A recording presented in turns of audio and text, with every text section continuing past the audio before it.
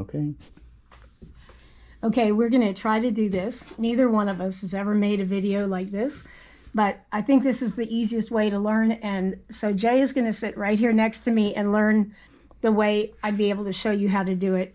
Like I've shown so many people, but it's very hard to understand from printed word and from photographs. We're working on the tutorial desperately. I don't know if you can see outside, but we're covered with ice this morning. And we're not going anywhere, so we have all day to get this done for you.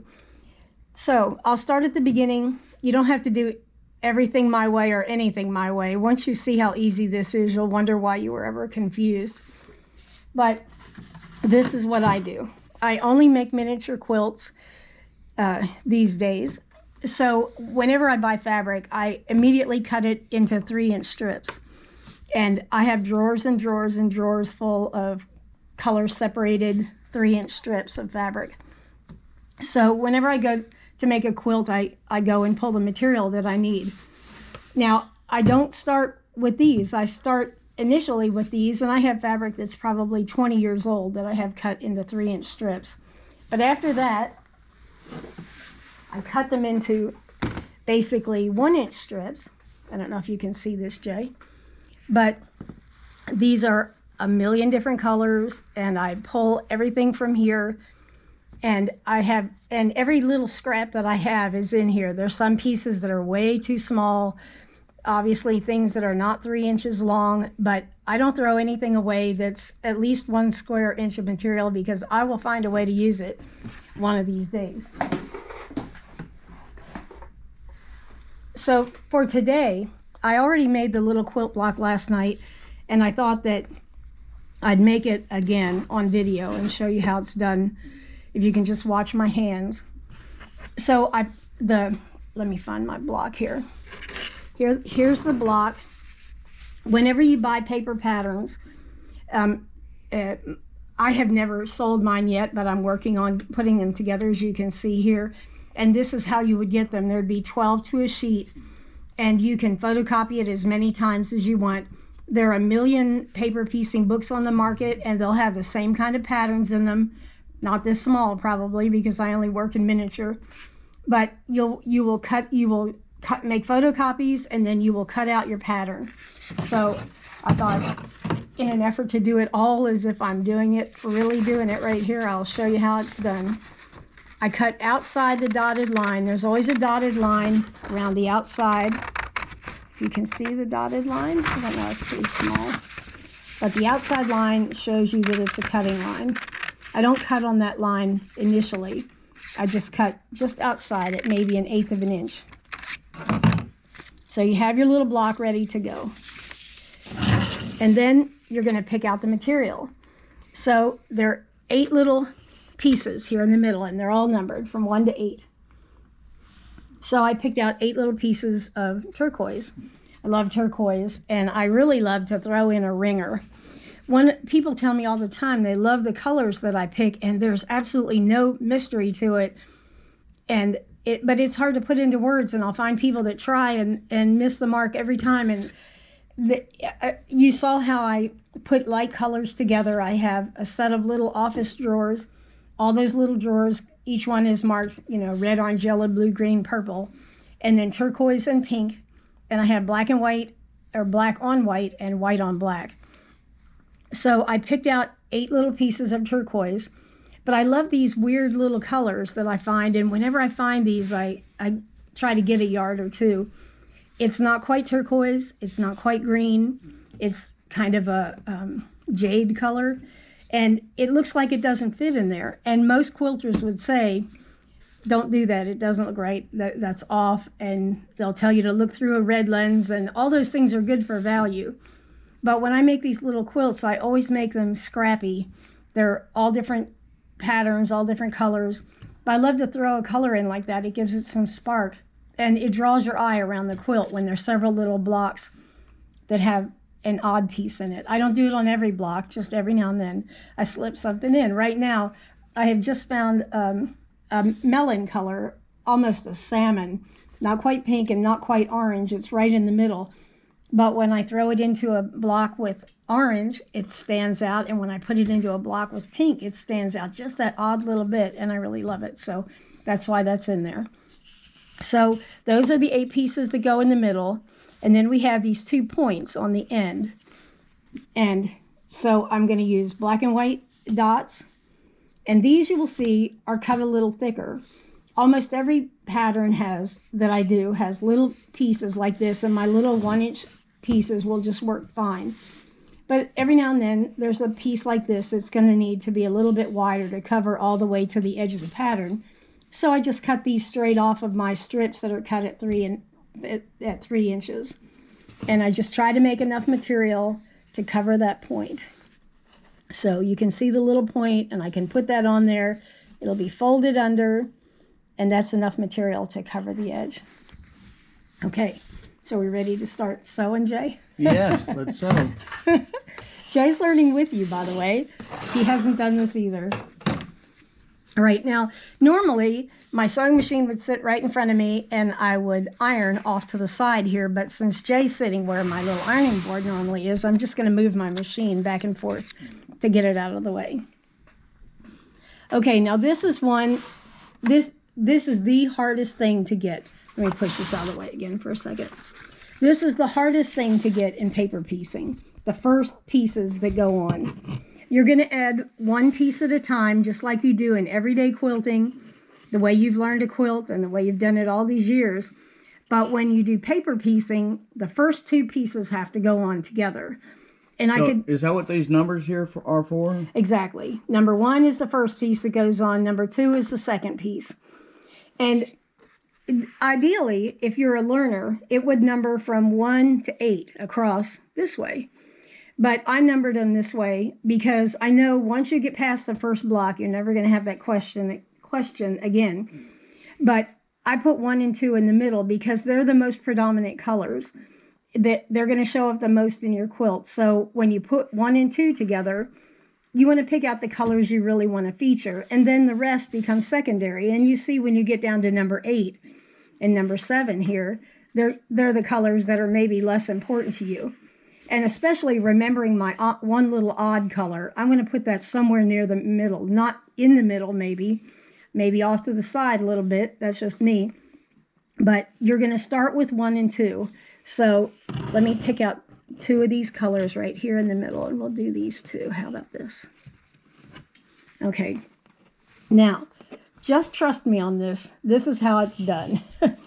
You're going to lay 1 piece down, and you're going to lay another piece down on top of it, face to face. You remember in homeschool ec,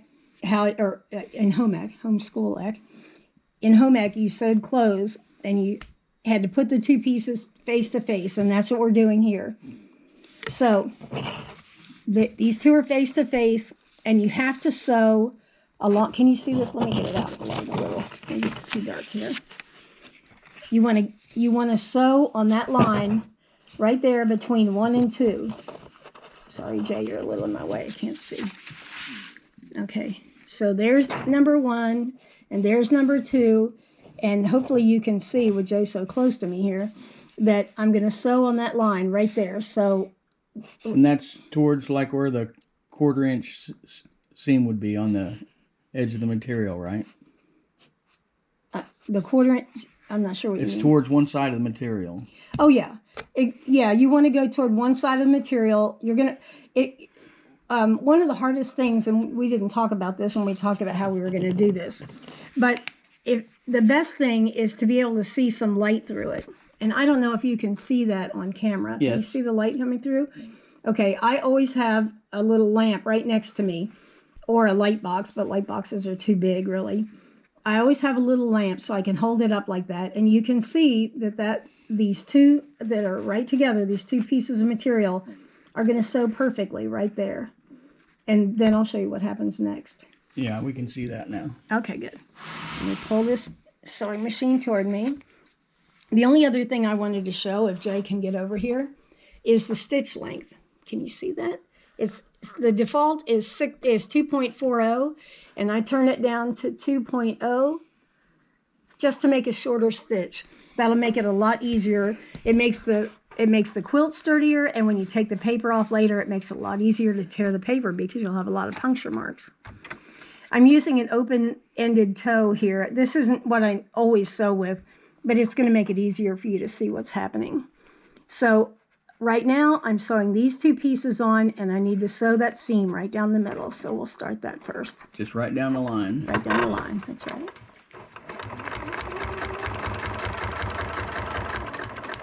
Okay. So you start off the line a little. Let me pull this off.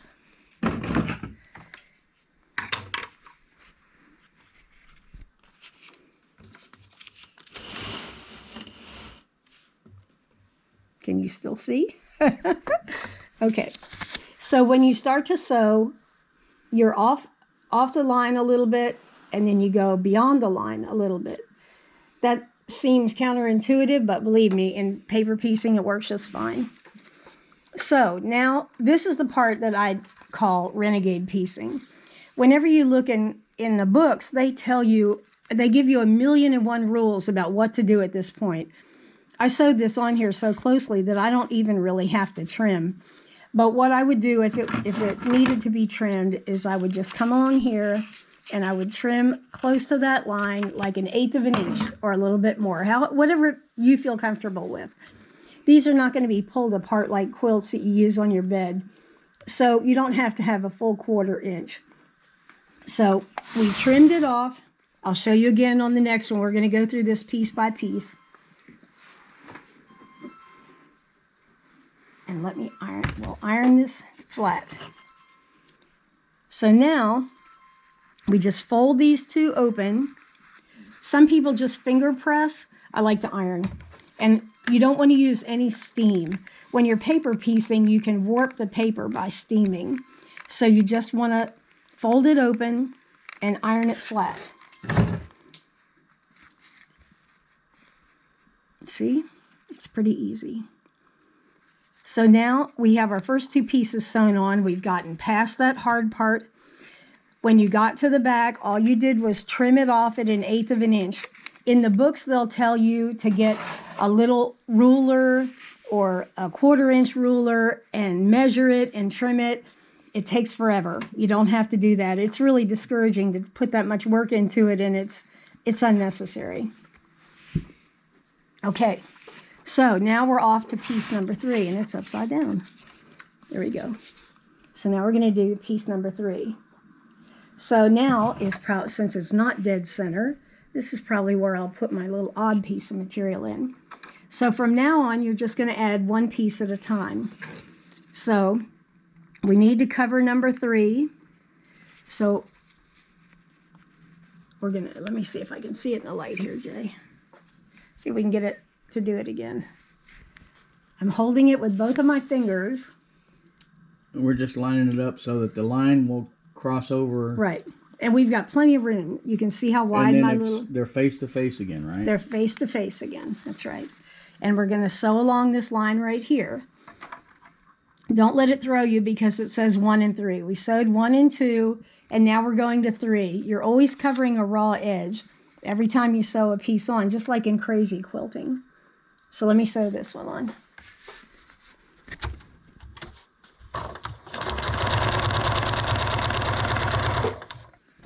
Okay.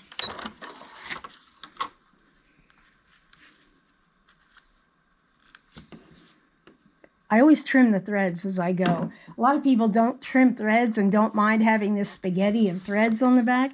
It drives me crazy.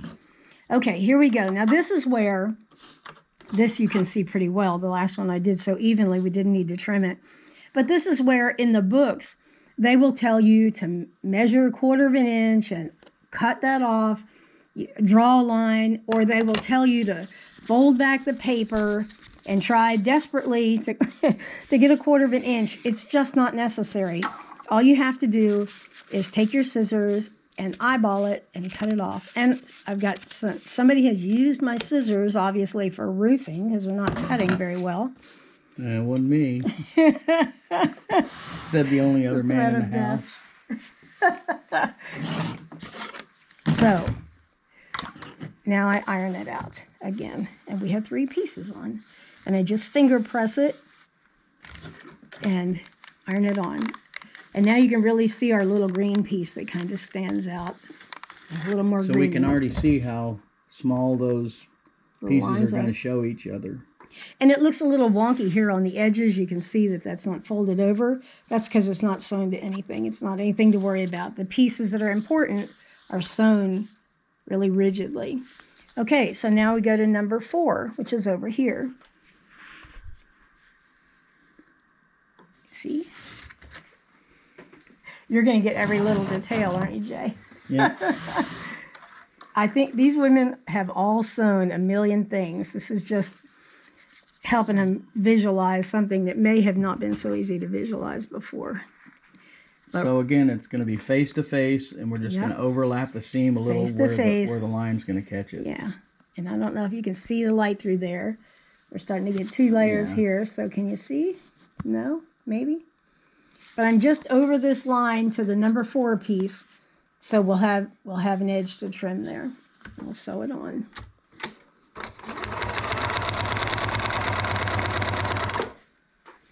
Okay. So when you do this at home, this probably looks like the Bataan Death March of quilting here, trying to do 1 block at a time and do all these little steps. But when you sew them at home, you'll probably be doing, well, I always do 16 at least at a time.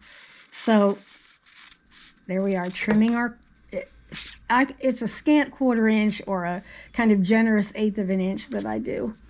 And then you just iron it out. You're really being a problem here in my ironing space, Jay. I'm not used to this. I'm used to just turning, and it's a piece of cake. Our light is not great here. Let me get over here. Can you see better over here? Okay, so we have 4 pieces of our 8 on. We're rocking and rolling. Okay. Okay, well, it's nighttime now. As you can see, we lost the middle of our video. I'd like to say it ended up on the cutting room floor, but I think it was just a couple of old folks that have no clue what they're doing. So we have the beginning and the end, and I'm going to redo the middle here. So if I say something twice, forgive me. All right, we had finished piece number 4, and now we're going for piece number 5. Can you see? Everybody's going to have a headache from the Zoom. Okay, so number 5, you probably didn't need the middle part. This is probably just the universe telling us that you only needed to see this a couple of times and not all 8 times. But it's on there. Just keep a tight hold on it and put it under your needle. Sew it on.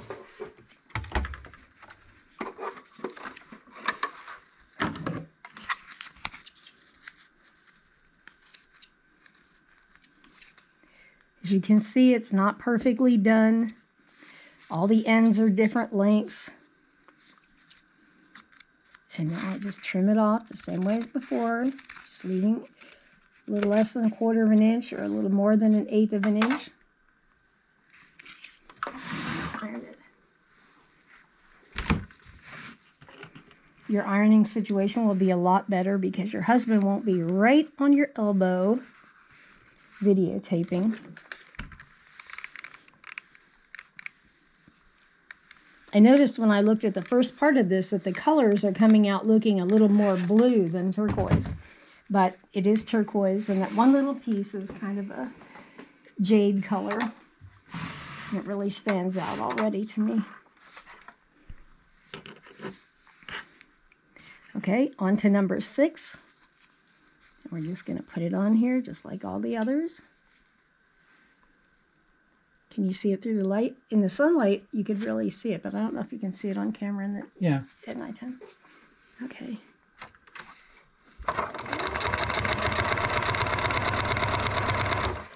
Okay. So this was piece number 6 that we just sewed on.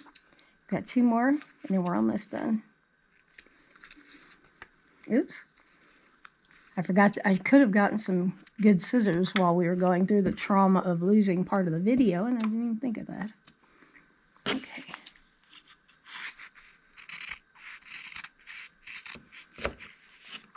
I'll make other videos so that you can see when you do triangles and things, it's a little bit different. It's just a little bit wonkier. And it's easy to do these straight lines, and so that's why I'm doing this first for you so you can see how easy it is. When you do triangles, you just cut a bigger piece of material to make sure that it'll cover the space. It's easy to see how much material you need here, but when you do a triangle, you might want to lay it down on your block just to make sure it's going to cover.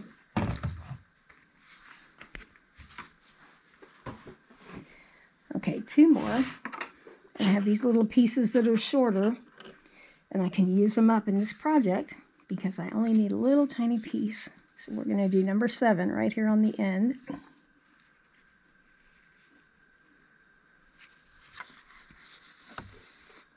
Let me make sure. I think I just lost that. Yep. I put this is my technique, and you'll have your own, but I just hold it with my fingers like that and put it into place. And then I hold it between my finger and thumb until I get it under the needle. And just like then, I felt that I lost it, so. But every now and then, you'll sew one on it. It'll be totally crooked, and you won't realize it until you flip it over to iron it. But it's not hard to take a few stitches out and finish it again.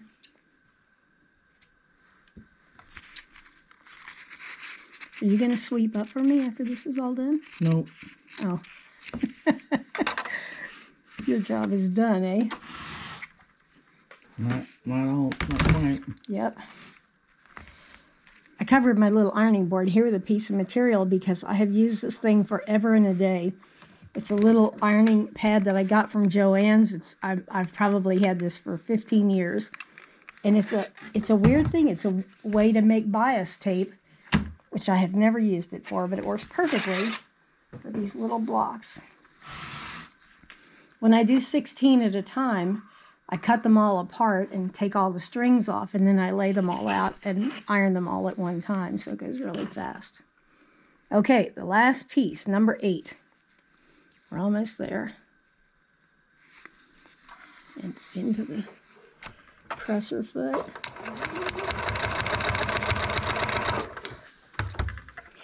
I probably need a new needle in this machine too. You can hear a loud sound when it's puncturing the paper.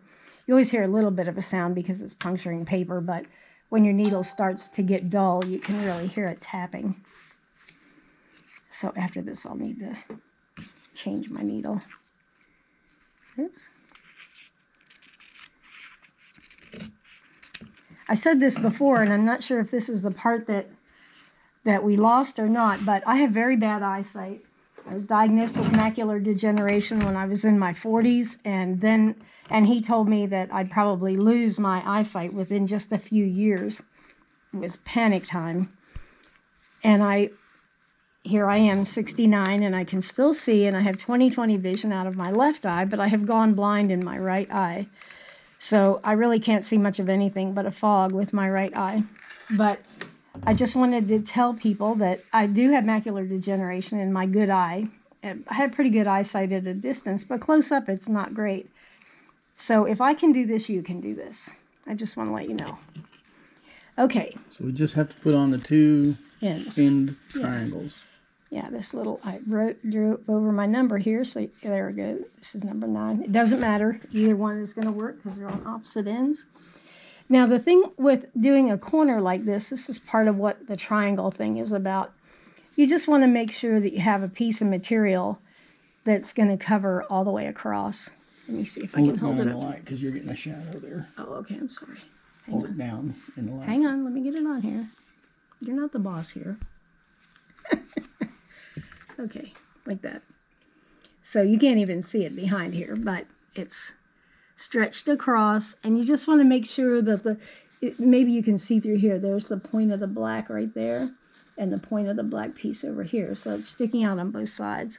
You just don't want to sew it on kind of halfway, and you will do this, I promise. You'll do it 20 times before it becomes second nature. But if you sew it like that, and then you fold it, it's not going to work. You have to cover it all the way across. All the way across the pattern. Yeah, all the way across the little pattern. You just want to make sure the little dog ears on the end of your piece of material come out on both sides of the pattern, so you know that you've completely covered it. Hopefully you can see that. It'll make sense perfectly when you do it. You are not making this easy, Jay. Oh. It would help if my fingers worked. Okay, almost done. Let's see if I messed that one up. I didn't think about holding it with my thumb. We'll see if we did it.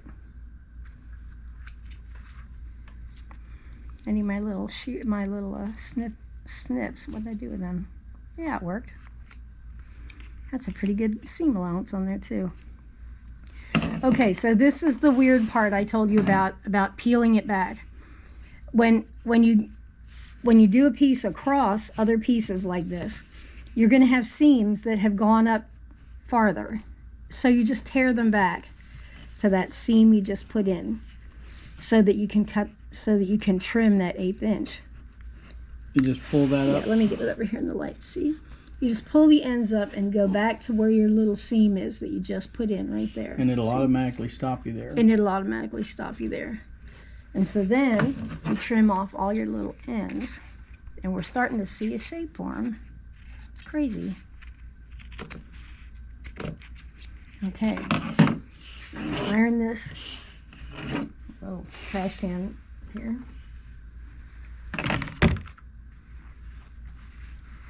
I'll iron that off.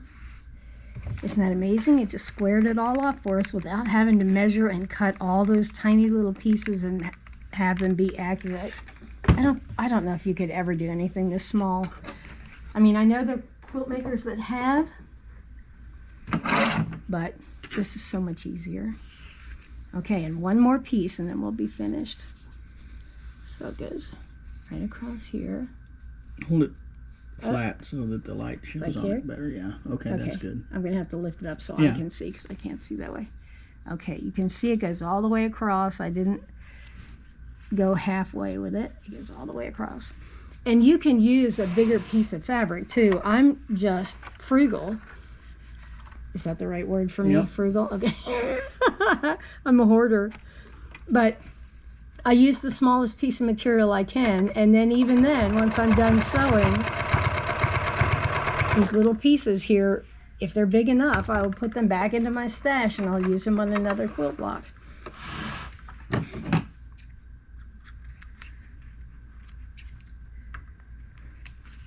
I may have made this confusing. When I started, I showed you my little drawer full of cut strips, and I showed you the 3-inch strips that I cut.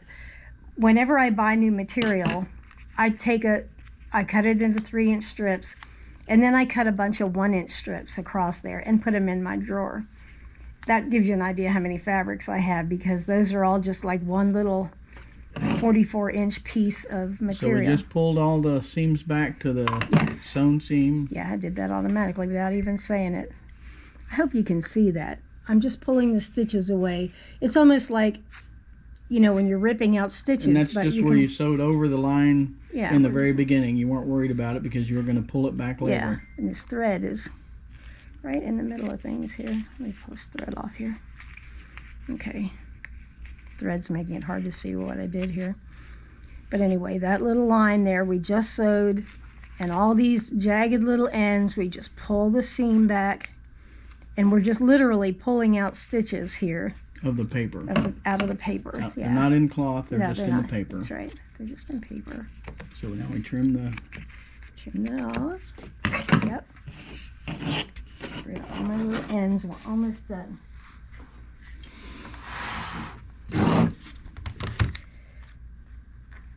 Now, I said this before, but I don't know if this is part of what we lost or not, so I'll say it again. This is not how you'll do this. You'll do probably 16 blocks at a time. That's how many it takes to make one of the little 6.5-inch quilts. So I always do at least 16 at a time. Sometimes I do 60 at a time. It depends on what I'm trying to get done. But you won't do one at a time like this. You'll chain stitch them, and then when you're all done, you'll iron them all at the same So time. now I'm trimming we're just right along the dotted edge with my cruddy scissors. So you're just trimming to that outside Yep. dotted edge, which is going to leave you the 1/4 inch. 1/4 inch, so you can, when you sew all of them together. Yes. I don't know how well you can see this little dotted line here. It's a pretty small little dot, but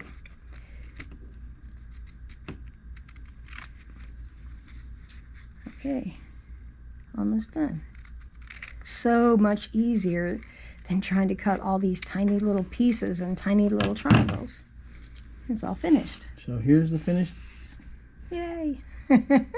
And turn it over so they can see the back side again. Okay. Let me see. Let me get it in the light here.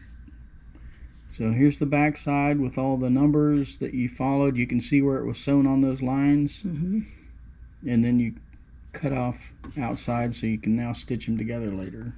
And I'll do another video to show how I stitch them together. There's a technique that's just really amazing that I figured out after years and years, and I'll do another video that shows how to do that. Yay! All done. Mm-hmm. And now you can plug in the last part of the video, Yay! because it's the most fun.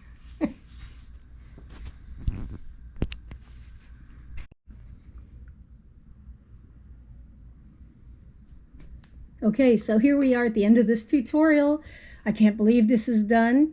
I don't know if this is going to work. If you have questions, you know how to get hold of me, but I'll put that information in with the tutorial too, so you can contact me if you have any questions, and I'll try to walk you through whatever mistakes I made. I can't tell you how excited I am about the response that I got online. I would never, ever have done this, and I probably would have gone to my dying day without showing everybody or anybody all the work I've done. But you've really inspired me. I really had no idea that everybody didn't know how to do this. I knew that most people didn't work in miniatures, and I've always thought of it as a weird little obsession of my own. But I just love these miniatures, and I've gotten to make quilts that I've only dreamed about. So I want to see 1,000 little colorful quilt blocks from all of you. I hope that this helps you get started. I'm going to put some patterns up online. That's something I never thought I'd get done either. But I have about 126 patterns done, and they're already pretty much ready to go. But I just had this weird feeling about, like it seemed like some kind of arrogance that I'm saying by putting them out that I know how to do something that you don't know how to do. And I'm a pretty humble person, and I just couldn't get over that speed bump. So you have encouraged me to say the very least. I've already made a PDF in the last 12 hours, and now I've made a YouTube video. And I thought maybe you'd like to see what it is just with 3 little blocks. Here, these are 3 little blocks. When I put my patterns together, you'll get 3 little blocks, and you can make them in whatever colorway you like, but there will be a picture of the prototype that I'll make. And you can copy what I do, or you can do one of your own, but you'll get 3 separate patterns, like the little pattern that we just did. You'll get 3 separate ones to complete. And then you get to do this like all day long. You can do these. I literally have done thousands of these, and I just mix and match them, and I've had so much fun with them. I used to sell them online, and I would get letters from people who never put them together into quilts. They just played with them like puzzles all the time. These are my own original designs here. Everything I'm showing you is my own original design. And a lot of the ones that I have found in books and things are objects. They're flowers, and they're, little trains and animals, and they're all wonderful. But I love the graphic effect of some of these things and the secondary design it makes. This becomes a star, and this becomes an outer square, and then you end up with another star in the points. So I find it all endlessly fascinating. And I can put another one together if you'd like to see. These are eye candy for me. I'm almost done, and now I'm shaking for some reason. And those of you who saw the little quilts that I put online saw the one little block. This is even tinier than that. This, you can see these little birds and how small they are compared to my fingernail. Oops. Oh, you're showing your fingernail? Your fingernail's a lot bigger than mine. But neither one of us has a lick of polish, that's for sure. Aren't they cool though? I love these colors. I'm obsessed about color. I told you that I had macular degeneration, and I found out when I was in my 40s that I had it and that I was losing my eyesight. He scared me to death. I thought I wasn't going to make it home before I was blind. And he told me that the first color that I would lose is purple, which I found incredibly distressing. And I had a friend that drank Crown Royal, and somewhere along the line I'd acquired a Crown Royal bag, and it was in my desk, and I used to pull that thing out every day to see if it still looked purple to me. And I'm happy to say that all these years later, now that I'm almost 70, I still have enough eyesight to see purple. But it suddenly made color so profoundly important to me. It always was, but nothing like this. This just turned on some craziness in me that I have to this day. But yeah, so I'm wearing it out, and I love these bright colors. I also do things that have you know, lighter colors, lower volume colors, like these grays, and I just love black and white. I remember the first time I saw Freddie Moran's work, I thought, she has the same, whatever it is that I have. A lot of her things look like things I would have, at least color-wise. I can't do the work she did, but the color is so similar. Oh, and this is the little block this is very much like the little block that I put up online that you all saw. And you can see, if you look at it next to this one, look how little the birds are comparatively. You can get to little tiny pieces. That's why I save every scrap. So here's another little quilt. And Jay, I don't know if you can see all these, but these are all prototypes. They're all little quilts. Every one of these has 3 different patterns. And if you end up ordering any of my patterns, you'll be able to make a little quilt like this. And you'll have 3 patterns here and 3 patterns on another one if you get another one. And pretty soon you'll be mixing and matching just like I do. So I hope that you've enjoyed this. I hope this made sense. There are a couple of things that I forgot about. One thing that I think is really important about paper piecing is you don't have to worry about straight of grain. I know that's really important in a big quilt because you're going to be washing it, and the fabric can distort out of shape if it's not on straight of grain. But on these little quilts, they're predominantly going to be displayed on the wall or on a doll bed, and they're not going to, you know, they're not going to go through a million washings. I clean mine with a lint roller. I see that one needs a lint roller. It has a few threads on it. But you don't have to worry about the straight of grain. So not only do you not have to cut out shapes, you don't have to worry about that. So I'm excited for you all to see this. This is that little pattern we just made. Oh yeah, there it is right in the center. I use that a lot in quilts too. It's an old pattern really. It's called Railroad for obvious reasons. But yeah, here's one with little flowers. And I have lots of patterns with flowers too. I didn't mean to distract you from whatever you were saying. No, that's okay. I pretty much said everything I wanted to say. I'm gonna work on patterns, and I'm gonna get over this hump of arrogance that is just so not me. But if you like them, I'll gladly offer patterns for sale. And so when they get a pattern, what will they get? They will get the 3 individual patterns all in a 2-inch size, just like this. And then we're going to do 2 other sizes up from there. So you can do bigger quilt blocks if you want, like to make a baby quilt or a quilt for a toddler, which I have done some of those for the little man in my life. This is a fan. Several people have asked about this fan, and this whole little quilt is just made with that one piece and then this secondary quilt block on the corners. But the whole thing is just little fans, and they make little donuts, and that's just a black and white stripe there. You don't have to piece all those little tiny bits in there. Okay, if they get a pattern, we haven't got a single one done yet, but I'll have them soon. You'll get the pattern and the 3 different sizes, and we're going to make a coloring page. Now I just do things in every color imaginable, but in the beginning I tried to color things with colored pencils just to make sure. But I became sure pretty quickly, and now I just make it's amazing. Orange blocks go with yellow blocks with pink blocks. Who would ever guess? But when you put them together, for some reason, and certain ones will just sing. Like this one, I really love the colors, and they all complement each other. You can get into color theory and tertiary color, and I understand a lot of that, but after you do this for a while, it becomes second nature, and you don't have to think about it so much. They're not all winners, but you don't have to sew them together if you don't like the way they look when you lay them down. A little star in the middle. This one's kind of celestial with little flowers.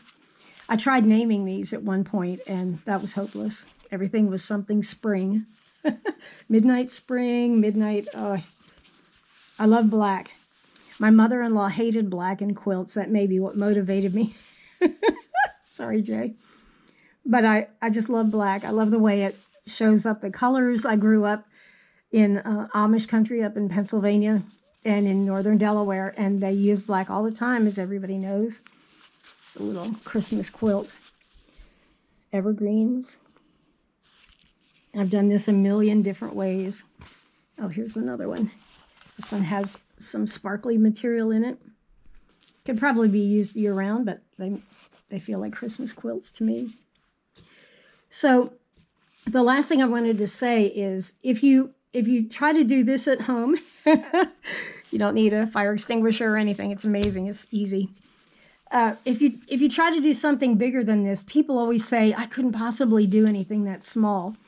But in reality, the smaller they are, the easier they are to make. And I have found when I've tried, like when my grandson's name is Brazos, and when I started to make quilts for Brazos, I had done these for so long that to make a 3-inch quilt block really wasn't easy. And one of the reasons is when you put that first piece of material on, the one where they're back to back, that first piece of material, I had a heck of a time holding it in place. And my little routine of holding it with my thumbs and getting it under the needle just wasn't working very well.